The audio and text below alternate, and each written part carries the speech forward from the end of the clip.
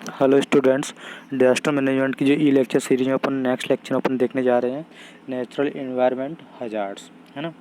जो अपन इसमें जो भी अपन हजार्ड्स पढ़ेंगे वो कैसे होंगे, एनवायरनमेंट से रिलेटेड जो हजार्ड्स हैं उनको पढ़ेंगे, ठीक है। तो environment hazard is the state of event which has potential to threaten the surrounding natural environment and adversely affected people health. देखिए, अब एनवायरनमेंट हजार्ड की बात करें तो उस हजार्ड्स की वजह से है ना एनवायरनमेंट के अंदर लोगों की हेल्थ पे उसका इफेक्ट हो, है ना। एनवायरनमेंट जो भी सराउंडिंग्स हैं वहाँ पे जो भी गैसेस मतलब वायुमंडलीय जो भी प्रभाव है उसकी वजह से लोगों को उनकी जो हेल्थ है उस पर इफेक्ट पड़ी, है ना। This term incorporate topic like population and natural disaster such as storm and earthquake hazards can be categorized into 5 steps. ये तो बात की बात है। देखिए उसमें क्या होता है, जैसे कि नेचुरल डिजास्टर में देखेंगे अपन स्टॉर्म एंड अर्थक्वेक, ये सारे नेचुरल डिजास्टर में ही आते हैं, तो उनकी वजह से पॉपुलेशन पे एक इफेक्ट पड़ता है। तो नेचुरल हजार्ड्स में भी यही सारी कंडीशंस हैं, तो उसमें नेचुरल इन्वायरमेंट पे भी जो है उसका इफेक्ट पड़ता है ना। उसकी वजह से ह्यूमन की लाइफ को लॉस हो, है ना, तो वो इन्वायरमेंट हजार्ड हो गए। अब इनने क्या जो इन हजार्ड्स को कैटेगराइज किए 5 स्टेप्स में 5 टाइप से कैटेगराइज किए थे, chemical, physical, mechanical, biological and psychological.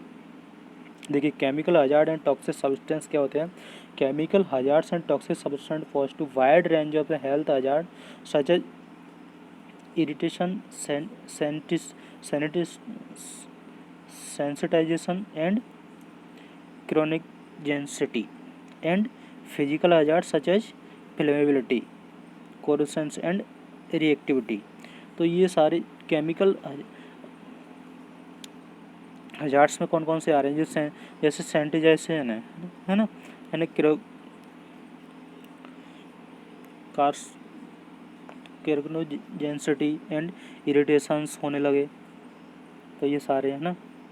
उसमें अपन आगे देख रहे हैं कि this is provide the basic information about chemical hazards and toxic substance in the work place.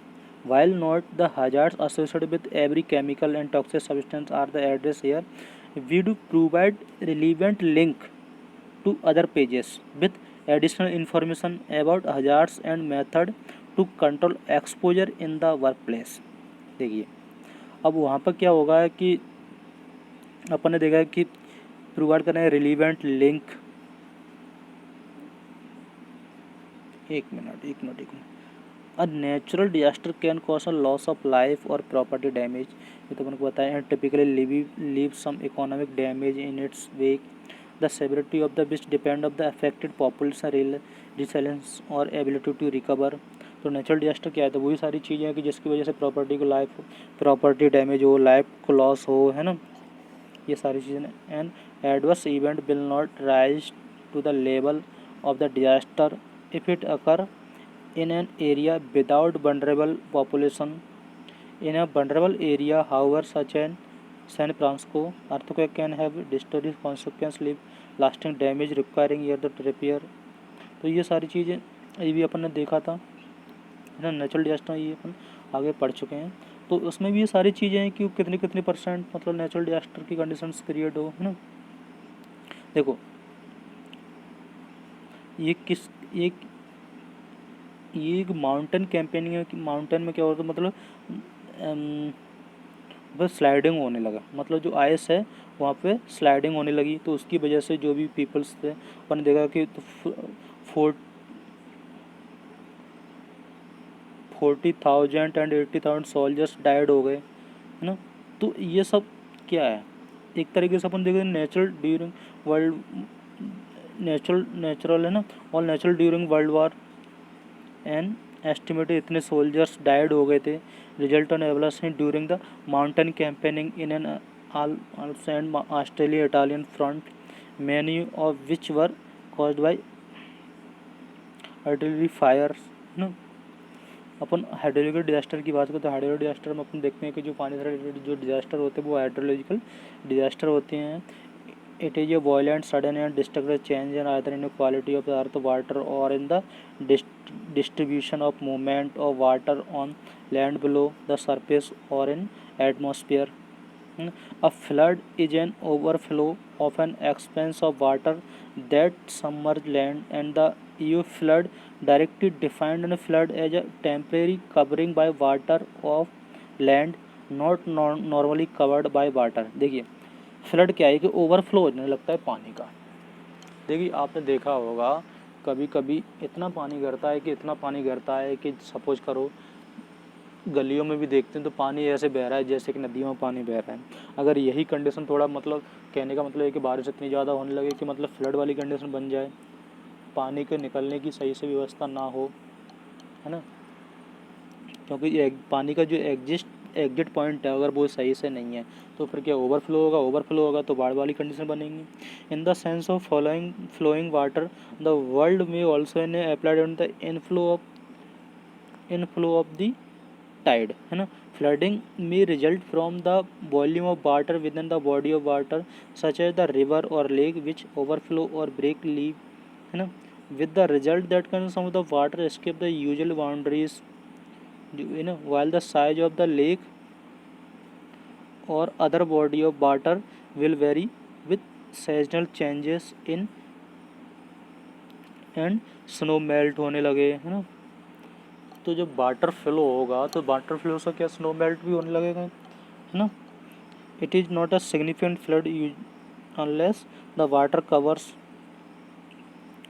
a limnic eruptions occur when a gas is usually CO2 suddenly erupt from deep lake water, posing the threat of the suffocating wildlife, livestock and humans. Such as eruptions may also cause tsunami in the lake as the rising gases displaces water। तो कहने का मतलब है कि जब flood होगा तो flood की वजह से बहुत सारी कंडीशंस मतलब आपने देखा होगा कि अभी अभी इंडिया के अंदर मतलब बारिश इतनी ज़्यादा हुई है कहीं पे तो बहुत सारी मतलब फ्लड की वजह से लोगों का जीवन है वो पूरी तरह से चेंज हो गया। मतलब एक तरफ से कहने का मतलब है कि लोगों के घर वो बेघर हो गए, है ना, तो उनको बहुत सारी प्रॉब्लम्स का सामना करना पड़ा।